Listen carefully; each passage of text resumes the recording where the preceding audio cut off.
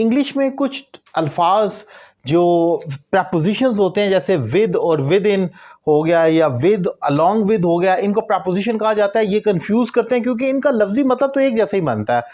With का मतलब है साथ और विद इन का भी तकरीबन कुछ ऐसे ही मतलब बनता है, तो ये कंफ्यूज करते हैं। आज इसी को डिफाइन करूंगा, और अगर आपको मेरे पढ़ाने का तरीका पसंद आए, एक डेमो क्लास की तरह अगर आप सेटिस्फाई हो, तो आप मुझसे ऑनलाइन इंग्लिश लैंग्वेज कोर्स कर सकते हैं एक रीजनेबल फी पे कर अगर आप पाकिस्तान में या पाकिस्तान से बाहर किसी भी जगह से। टॉपिक स्टार्ट करते हैं, बड़ा इंपॉर्टेंट टॉपिक है, विद और विद इन के दरमियान क्या फ़र्क है।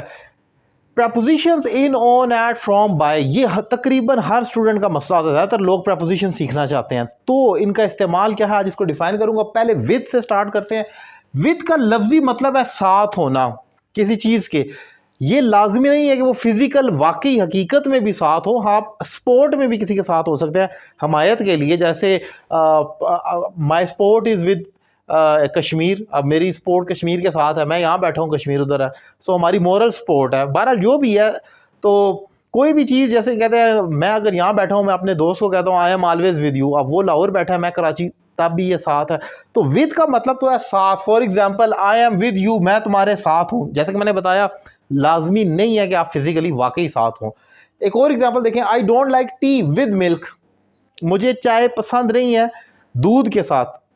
मे बी वो ड्राई पीना चाहता है, कॉफ़ी वगैरह। So I don't like tea with milk, दूध के साथ। साथ का मतलब मिल्क है, ये तो एक साइड होगी।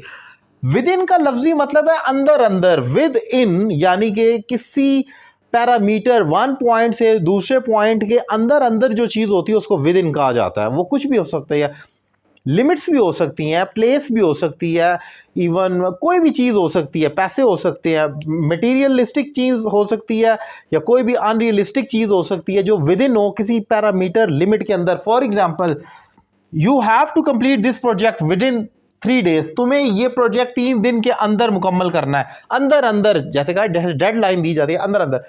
और दूसरी बात ये याद रखें, विद इन के दरमियान स्पेस नहीं आती, ये भी ब्लंडर है कि विद के साथ आप स्पेस दे दें। सो ये याद रखना है, you have to complete this project within 3 days।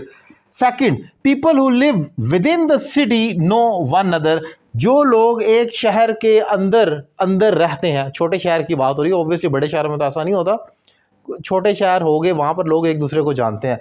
So people who live within the city, with in the city का मतलब है शहर के अंदर अंदर, यानी कि एक ही शहर के अंदर अंदर वो एक दूसरे को जानते हैं। सो आपने देखा कि यहाँ पर टाइम की भी बात हो सकती है, प्लेस की भी बात हो सकती है। विद इन का मतलब है अंदर अंदर, किसी भी चीज़ के अंदर अंदर होना, तो वहाँ पर आप इस्तेमाल करते हैं। So this is the difference.